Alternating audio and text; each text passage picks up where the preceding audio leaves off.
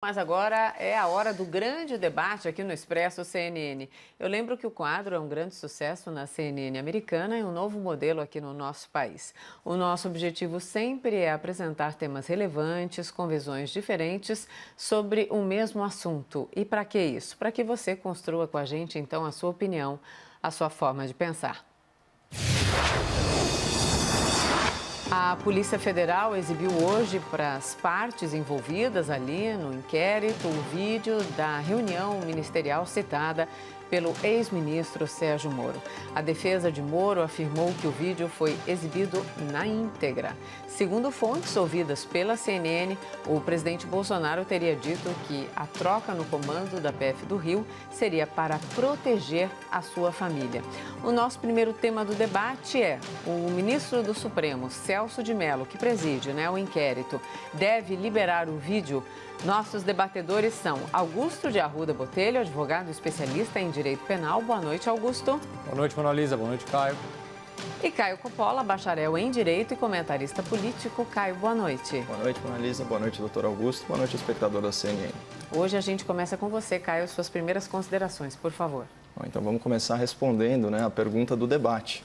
Bom, se for para divulgar o vídeo da reunião ministerial, o STF deveria exibir à sociedade apenas aqueles trechos pertinentes ao inquérito, cujo objeto foi definido aí pelo Procurador-Geral da República. No meu entendimento, o interesse público nessa gravação ele fica limitado às falas que corroborem ou que contradigam as declarações das partes investigadas, e que possam aí eventualmente caracterizar crime de responsabilidade, isso no caso do presidente da República, ou crime contra a honra e denunciação caluniosa, no caso do ex-ministro da Justiça.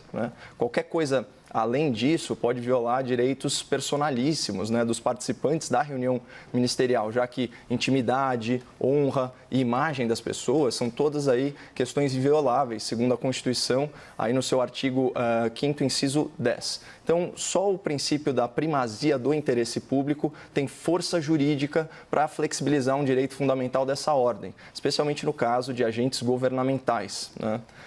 Bom, a primazia do interesse público ela é inerente ao Estado Democrático de Direito, e ela está implícita nos princípios da administração pública, especialmente no artigo 37 da Constituição. Essa é uma visão contemporânea do direito, alinhada com o espírito do legislador constituinte lá de 88, porque ao contrário do que dizem os bem remunerados advogados, de corruptos milionários, o direito ele não é só um instrumento de garantia a serviço do indivíduo, mas também é um meio para a obtenção da justiça e do bem comum. Agora, voltando à questão da divulgação do vídeo, além do necessário equilíbrio entre interesse público e os direitos individuais, tem outros elementos importantes que merecem a devida consideração, como a estabilidade e a segurança nacional. E para que fique bem claro, salvo aqueles casos excepcionalíssimos de classificação sigilosa, políticas públicas e atos oficiais, eles têm que gozar de toda a publicidade e de toda a transparência possível. Mas o processo de elaboração dessas políticas, o processo de tomada de decisão, que envolve análise, ponderação, muita divergência, muita discussão, concessões, reuniões, etc., isso não é de interesse público, exceto se houver suspeita ou efetivo cometimento de um crime nessa fase, como o tráfico de influência, suborno, corrupção e por aí vai. Portanto, o objetivo de gravar essas reuniões dos ministros não é dar publicidade irrestrita a esses encontros, mas registrar o teor das discussões em arquivo, e também documentar fatos que podem posteriormente formar provas num inquérito ou num processo judicial. Esse é o caso. Então, a gente sabe pela manifestação da defesa do ex-ministro Sérgio Moro que o vídeo da reunião ministerial ele foi submetido na íntegra ao Supremo Tribunal Federal. Mas seria uma irresponsabilidade por parte do presidente do inquérito divulgar esse material na íntegra. Isso não é de interesse público, viola direitos e garantias fundamentais de cidadãos que sequer são investigados e pode desestabilizar o país, comprometendo inclusive a segurança nacional, isso dependendo dos assuntos que foram abordados na reunião de ministros. Então, concluindo o raciocínio, eu vejo com bons olhos a divulgação dos trechos de vídeo que forem pertinentes ao inquérito e eu vejo com maus olhos a divulgação do vídeo na sua íntegra.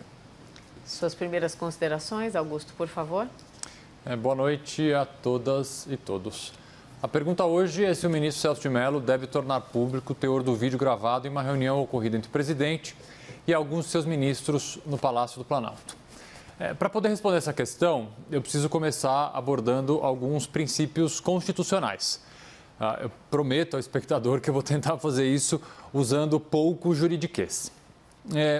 Nossa Constituição prevê um princípio bastante importante, que é o princípio constitucional da publicidade. Ele é uma característica fundamental do nosso sistema processual acusatório. A publicidade, na verdade, ela é uma garantia de todo e qualquer cidadão. Garantia essa de que os processos sejam, em regra, públicos, justamente para se evitar abusos dos órgãos julgadores e limitar eventuais formas abusivas de atuação da justiça. Além de uma previsão e um princípio constitucional, a publicidade também é consagrada em vários tratados dos quais o Brasil é signatário. Por exemplo, o artigo 8º da Convenção Americana sobre Direitos Humanos deixa bastante claro que o processo penal, por exemplo, deve ser público. Existe a possibilidade legal de exceção a esses princípios da publicidade, como, por exemplo, diligências de investigação que estejam em andamento. Vamos entender. Convenhamos que assim, não seria lógico divulgar e tornar público, por exemplo, uma ordem de prisão antes de cumprir essa ordem de prisão, ou divulgar uma interceptação telefônica enquanto ela está em curso. Mas essas exceções previstas em lei, elas não podem prejudicar aquilo que nós chamamos de interesse público à informação. Esse é o critério fundamental e o norte da publicidade, o interesse público de toda a sociedade à informação. Feita essa introdução, me parece bastante claro que é interesse público evidente da sociedade brasileira conhecer como atua seu presidente da República, principalmente na condução de temas sensíveis e relevantes para o nosso país. E aqui eu preciso, acho que, fazer um parênteses. Publicizar uma investigação ou um trecho de uma investigação é completamente diferente do vazamento de informações. Tá? O que temos por enquanto são vazamentos de supostos trechos da já mencionada reunião. Então, eu vou tomar como base as informações já divulgadas pela imprensa e que precisam ser confirmadas com a divulgação oficial do teor dessa reunião. É possível afirmar, então, que o presidente Bolsonaro faz acusações e afirmações gravíssimas, que podem ser consideradas, inclusive, crimes. E é sim direito, não apenas do STF e do Ministério Público, que são destinatários finais dessa prova, mas também de todos nós, temos conhecimento amplo de tão graves fatos. Pelo que foi relatado pela imprensa, os eventuais temas sensíveis tratados na reunião não dizem respeito a movimentações estratégicas do governo ou decisões comerciais, diplomáticas ou institucionais sigilosas. Tratava-se, na verdade, de xingamentos a autoridades públicas. Tratava-se, sim, de pedidos feitos por ministros de Estado para que houvesse prisão de prefeitos, governadores e ministros do Supremo Tribunal Federal. Tratava-se, sim, da afirmação que a troca da superintendência da Polícia Federal do Rio de Janeiro serviria para proteger familiares e amigos do presidente da República. Quando o governo tentou, através da Advocacia Geral da União, impedir a divulgação desse vídeo, ele não estava preocupado com esses temas sensíveis à nação. Na verdade, o governo, já sabendo do vídeo, ele estava envergonhado dos absurdos, das ofensas e dos possíveis crimes confessados durante esse encontro. A publicidade da íntegra dessa reunião não é mais apenas, depois principalmente da gente ficar sabendo de parte do teor dessas conversas, não é mais apenas uma questão processual. É uma necessidade para se manter, respeitar e defender o Estado democrático de direito. Vamos então ao debate. Augusto e Caio, por favor. Bom, eu acho que meu debatedor é uma contradição ambulante, aí parafraseando o Raul Seixas, porque é muito engraçado defender a publicidade de uma reunião ministerial, pode ter matéria muito sensível, inclusive no âmbito da economia e também no âmbito da segurança pública, e ser contrário, né, ao televisionamento das sessões da TV Justiça no plenário do Supremo Tribunal Federal. Não tem mesmo, é até mais absurdo, porque no caso do STF, você sabe muito bem que jurisprudência é fonte de lei. Portanto, o voto de um ministro nada mais é do que um ato oficial. Uma reunião ministerial não é um ato oficial. As políticas públicas que decorrem dessa reunião, aí sim, esses são os atos oficiais. E como eu disse, eu imagino que a minha argumentação seja suficiente para o espectador da CNN. A gente não pode sair aí à torto e à direito atropelando, né, e violando os direitos e garantias fundamentais das pessoas, inclusive os direitos personalíssimos, só por questões políticas, como deu a entender aí a sua argumentação. Bom, na primeira fala, eu me ative aí a comentar a questão jurídica desse episódio, né? Inclusive advogando que apenas as falas dos investigados no inquérito sejam divulgadas, porque essas sim são de interesse público, porque constam de um inquérito envolvendo inclusive crime de responsabilidade. A gente sabe que a consequência mais grave desse processo poderia ser um processo de impeachment, né, que é um julgamento de cunho jurídico e político, e que, portanto, tem na população aí um fator muito relevante. Só que eu acho importante a gente falar também sobre as especulações, né, a respeito desse vídeo que você já abordou na sua primeira fala. Eu peguei aqui um trecho de notícia publicado pela grande imprensa sobre o suposto trecho bombástico, né, diz o seguinte: o presidente Jair Bolsonaro vinculou a mudança do superintendente da Polícia Federal do Rio de Janeiro a uma proteção de sua família. Claro que essas afirmações são sempre seguidas, né, de uma atenuante como, segundo pessoas que supostamente tiveram acesso à gravação. Ou seja, a tese divulgada pelo jornal, repercutida pelo jornal, é bem clara, ainda que em termos condicionais. Fala o seguinte: o presidente desejava trocar o comando da Polícia Federal e da Superintendência do Rio de Janeiro para blindar a sua família. Só que há alguns fatos, né, no desenrolar dos acontecimentos que não corroboram essa especulação, que muitas vezes é tratada como certeza por uma imprensa cada vez mais ansiosa para desgastar a imagem do governo federal. Então, eu destaco 3 pontos, né? Primeiro, nem o presidente, nem qualquer de seus familiares é sabidamente investigado pela Polícia Federal. Na verdade, a maioria dessas investigações estão no Ministério Público do Rio de Janeiro e elas são anteriores aí ao exercício da presidência da República pelo senhor Jair Bolsonaro. Segundo, tanto o ex-ministro da Justiça quanto o ex-diretor da Polícia Federal, né, o Valeixo, eles foram categóricos aí nos seus depoimentos e falaram explicitamente aqui, alegaram que o presidente da República nunca tentou interferir em investigações policiais. E isso é muito relevante. E terceiro lugar, sobre o STF, como eu bem antecipei aí semana passada, se não me engano, para o espectador, o STF aceitou as novas nomeações para a diretoria-geral, né, para a diretoria executiva e para a superintendência da Polícia Federal no Rio de Janeiro.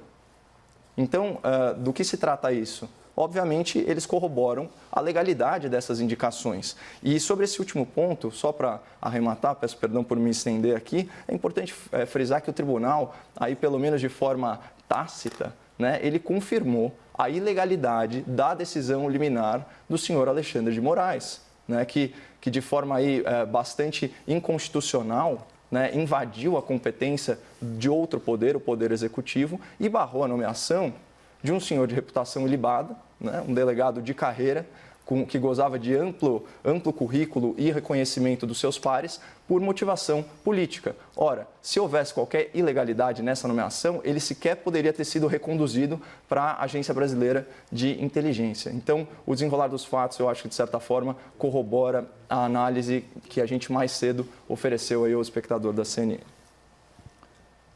Vamos lá, o debate. Pausa dramática e o debate ainda não aconteceu. Vamos lá. Não faz pausa dramática, é pausa mesmo. Vamos lá. Quanto ao fato do presidente, direto ou indiretamente, ser ou não ser investigado no Rio de Janeiro, assim, eu vou só falar 3 palavras, porque eu não quero realmente me alongar nesse tema. Rachadinha, Queiroz e Marielle. Vira a página. Com relação à minha suposta contradição, eu queria só, para não cometer nenhuma injustiça, fazer uma pergunta ao meu debatedor. A divulgação das conversas do ex-presidente Lula e da Dilma no âmbito da Operação Lava Jato, Caio, você foi favorável ou contra a essa divulgação? Sim ou não, Caio? Eu já abordei essa questão. Essa questão no nosso debate anterior. Sim ou não? Né? E eu fui favorável até porque elas refletiam no presente que a única intenção... Não, Caio, é só sim ou não, o tempo é meu agora. Eu precisava esclarecer para não ser injusto com você, eu só precisava esclarecer. Você foi favorável à divulgação das conversas da ex-presidente Dilma e do ex-presidente Lula. Você foi favorável? Eu preciso saber disso para não ser injusto com você. Ok, então contradição em termos é você. Isso não tem contradição. Agora você vai ouvir. Você é o típico garantista de ocasião. Você é a típica pessoa que vem aqui vomitar direitos e garantias fundamentais, a intimidade, a honra das pessoas, quando lhe convém. Direitos e garantias fundamentais são dirigidas a todos, não apenas ao seu político de estimação, Caio. A Constituição é uma só, para mim, para você, para o Lula, para a Dilma e para o Bolsonaro. É uma só a Constituição. Não dá para a gente ter 2 pesos e 2 medidas quando o político que te interessa cometeu ou não cometeu um desvio ou um delito. Eu vou terminar, não estou te dando a palavra. Então vamos lá. A gravação que o Caio se diz favorável à divulgação do ex-presidente Lula e da ex-presidente Dilma foi absolutamente legal, por uma série de fatores. Não que ela não interessasse, não que ela não tivesse interesse público. E essa foi a justificativa do ex-juiz Sérgio Moro para divulgar essa conversa telefônica, mas há uma diferença enorme entre a gravação do vídeo feito na reunião no Palácio do Planalto e essa conversa, sim, ilegal já divulgada. Primeiro, porque ela era ilegal, uma prova ilegal. E por que ela era uma prova ilegal? Porque ela foi obtida após o término da autorização judicial para interceptação telefônica. Isso não sou eu que digo, é uma coisa chamada processo eletrônico. Se a gente entrar no processo eletrônico, que trata especificamente desse tema, os horários denotam a ilegalidade. 11h13 da manhã, Moro despachou determinando a interrupção das interceptações telefônicas. 11h44, Moro manda uma intimação para o delegado que tocava esse inquérito, dizendo: eu suspendi as gravações. 12h17, Moro encaminha um ofício às operadoras de telefone dizendo: essa interceptação foi suspensa. 12h17. A conversa entre o ex-presidente Lula e a ex-presidente Dilma se deu a 1h32 da tarde. Moro, então, comunica às 3h34 para o delegado que, olha, tem uma conversa que eu tive acesso aqui. E aí os dois conversam, então, e resolvem às 16h21 divulgar uma conversa telefônica obtida fora do prazo da autorização judicial para essa conversa ser gravada. Mais do que isso, ao ter uma conversa com uma autoridade com prerrogativa de foro, era obrigação legal, e aqui não é opinião, não é achismo, é lei, é obrigação legal de todo e qualquer juiz interromper, no momento em que ele toma conhecimento que é uma autoridade com prerrogativa de foro, numa conversa telefônica ou em qualquer outra parte de um processo, e encaminhar para o quê? Para o fórum competente, esse sim podendo discutir se deveria ou não deveria ser divulgada. Então, dizer que você é favorável à divulgação da conversa ilegal. Ilegal por que ilegal? Porque ela foi feita após o prazo do término da interceptação telefônica. E você, espectador que está ouvindo, pode não gostar do presidente Lula ou da presidente Dilma, não faz a menor diferença. A lei vale para todos. Para quem a gente gosta e para quem a gente não gosta. E uma interceptação telefônica, ela tem que obedecer uma coisa muito simples, que é o prazo legal. Se as operadoras interceptam o seu telefone, espectador, por 15 dias, você não pode ter uma conversa sua do 16º dia, divulgada ou juntada dentro de um processo. Foi isso que aconteceu. Uma conversa ilegal foi divulgada para o grande público dentro de um processo com a ciência do juiz e da Polícia Federal que essa conversa era ilegal. Agora, isso, meu debatedor, acha que não atinge a intimidade, a honra das pessoas. Por quê? Porque é um típico garantista de ocasião. Quando lhe interessa, ele puxa a Constituição embaixo do braço. Quando não lhe interessa, ele rasga essa Constituição em pedacinhos. Bom, eu não sou garantista nem de ocasião, tá, doutor? Me ponha fora aí da sua laia, porque eu tenho muito orgulho da minha biografia. Então você é o quê? Você é um conservador convicto? Você é o quê? Um autoritário? Se você não é um garantista, você é um autoritário convicto? Você está falando isso você está falando isso na cara de pau? Você é um autoritário convicto? É isso, Caio? Bom, já que eu fui interrompido aí nos primeiros 10 segundos, deixa eu continuar a minha fala. Eu não faria o que você faz, doutor, nem por todo o dinheiro do mundo. E eu simplesmente sou um cara que segue a lei. Só que a lei não coloca a justiça em função do processo, mas sim o processo em função da justiça, certo? Agora, só abordando ponto a ponto do que você falou sobre Rachadinha, Queiroz e Marielle, que eu saiba, né, não existe ainda nenhum vínculo jurídico formal entre esses casos e o presidente da República. E ainda que houvesse, você sabe muito bem que a Constituição ela blinda o presidente da República, né, de investigações anteriores e processos judiciais anteriores à sua posse, né? Aliás, aproveitando o ensejo, é notório, né, a gente percebe isso pelo noticiário, né, da imprensa, que esse é o primeiro governo federal sem sequer um escândalo de corrupção e nós já estamos aí caminhando para mais quase 1 ano e meio, né, de governo Jair Bolsonaro. Isso tem que ser anotado, independente de você gostar do político ou não. E falar de político de estimação, eu não tenho, é que você não deve ser um acompanhante assíduo do meu trabalho. Inclusive, eu convido você a ver as minhas críticas anteriores, na época que eu trabalhava na rádio ainda, sobre o caso Queiroz, sobre uma série de nomeações, uma série de fatos aí com os quais eu não concordei com o governo. Mas diferente de você, além de eu não ter um político de estimação, eu não tenho político de estigmatização, porque na verdade o que existe hoje no Brasil parece que é uma grande confluência de forças no partido anti-Bolsonaro, e vocês são dedicados, isso tanto às elites judiciais, a elite da mídia e a elite política, em desconstruir um governo federal que foi democraticamente eleito. Bom, vamos falar sobre a questão da suposta contradição no caso Lula e Dilma. Eu já tive a oportunidade de abordar isso, o espectador da CNN assíduo deve saber, uma coisa não tem absolutamente nada a ver com a outra, porque no caso da indicação, né, para a Polícia Federal, a gente está tratando de um possível erro no tempo futuro. Ou seja, o presidente usa a sua prerrogativa de fazer uma nomeação e só porque esse nomeado tem relação de confiança e de amizade com o presidente da República, foi considerado que ele cometeria crime no futuro, que é o quê? Permitir ingerência política e investigação policial. No caso Lula e Dilma, é uma obviedade. Pelo conteúdo da gravação, se tornava óbvio que a única finalidade no tempo presente daquela nomeação era blindar o presidente Lula com um foro privilegiado. Se não fosse dessa maneira, doutor Augusto, então por que raios o mesmo STF, que agora aceita calado as nomeações do Jair Bolsonaro, impediu a posse de Lula? Por que o STF agiu dessa maneira? Você leu a decisão? Não, então... A decisão passa ao largo dessa conversa telefônica, é por outro motivo. O efeito prático é só esse. E sobre os atos do então juiz federal Sérgio Moro, vamos deixar uma coisa aqui muito clara. O Conselho Nacional de Justiça nunca puniu o Sérgio Moro por esses atos, né?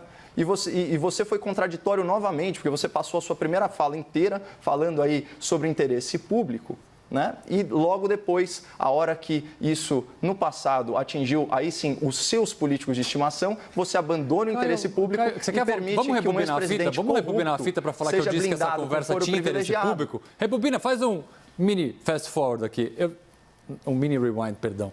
Eu acabei de falar que essa conversa tinha um interesse público, cara. Você está colocando palavras na minha boca. Não, não estou, porque você disse que a decisão foi flagrantemente ilegal. Porque a conversa era ilegal. Mas você disse que a consequência disso era ilegal. E outra coisa, são situações completamente distintas. São completamente distintas. Num caso, a gente está falando de uma hipótese no tempo futuro. E, infelizmente, na verdade, o direito não cuida disso. O direito cuida de crimes percebidos no tempo presente e no tempo passado, né? E você lembra do teor da gravação. Era muito claro. Fala, olha, se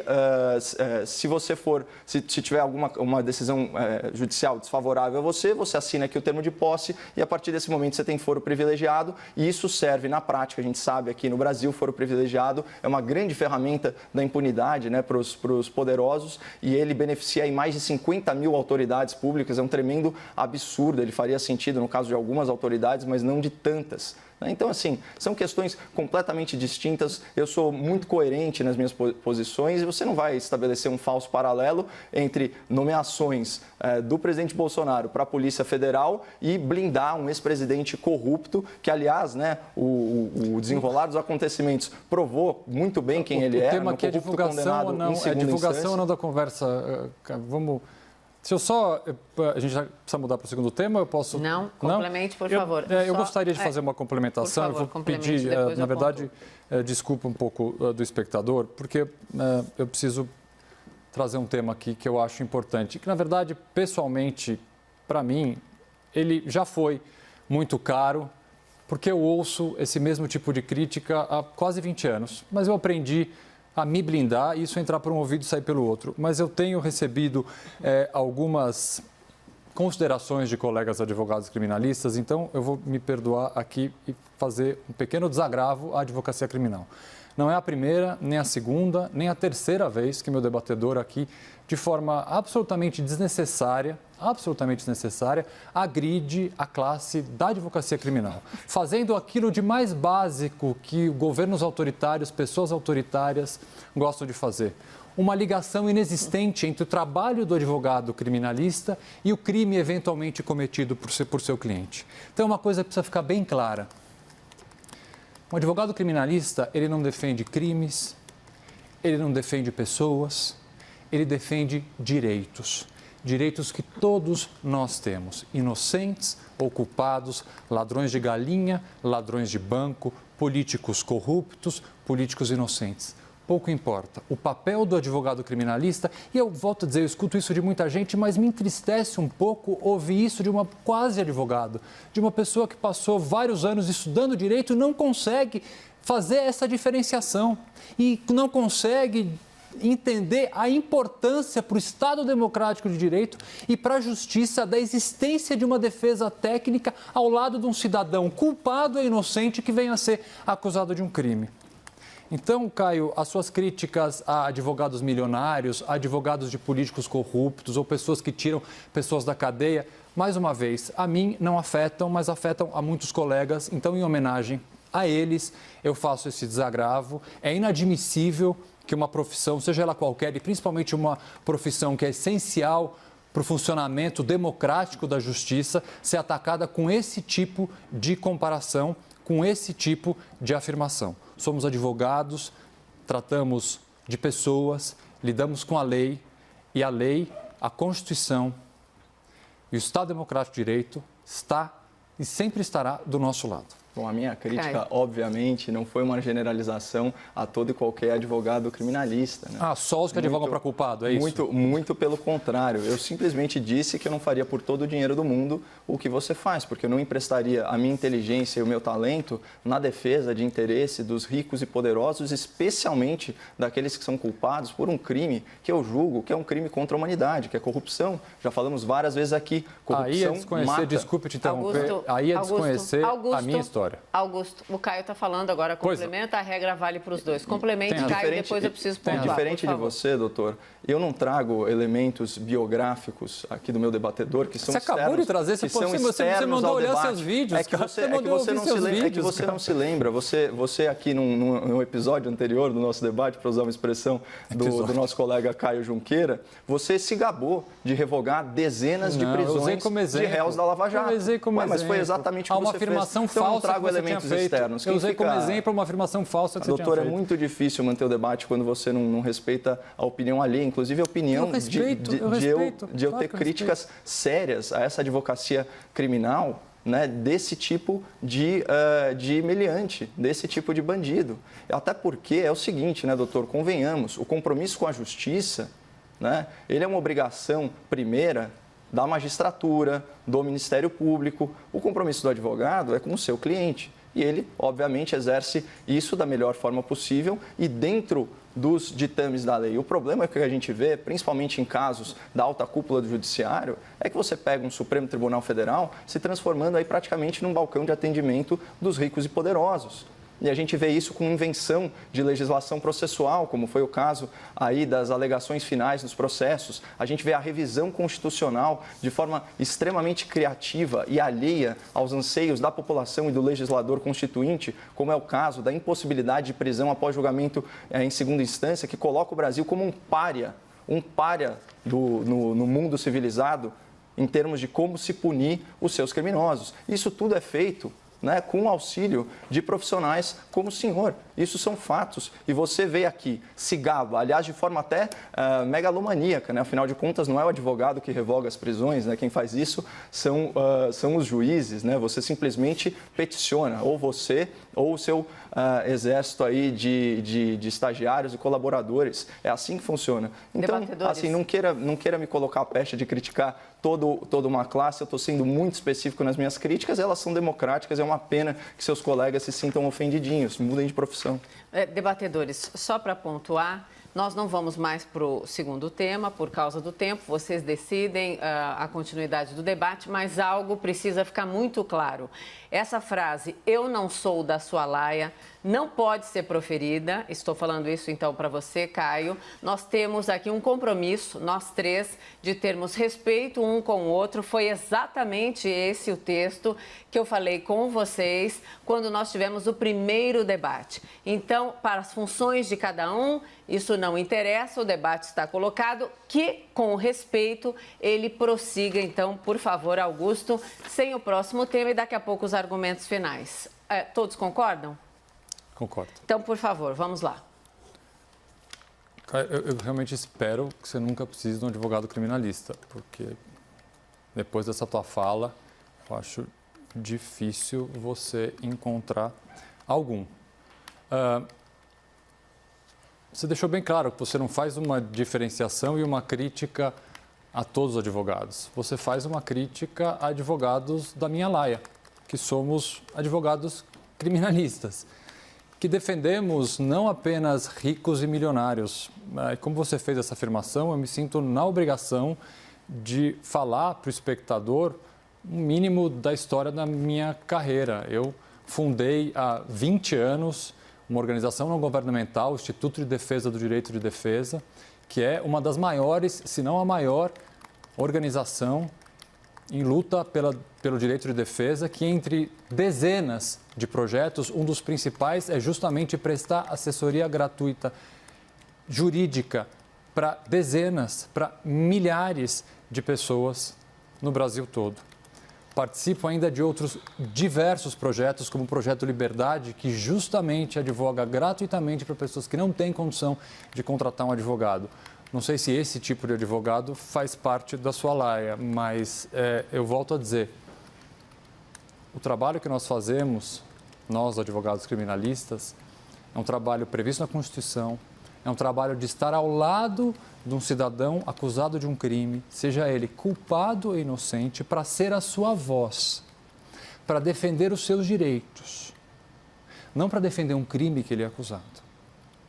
E se for ele condenado, que ele cumpra uma pena justa, num ambiente salubre, pelo tempo determinado pela lei.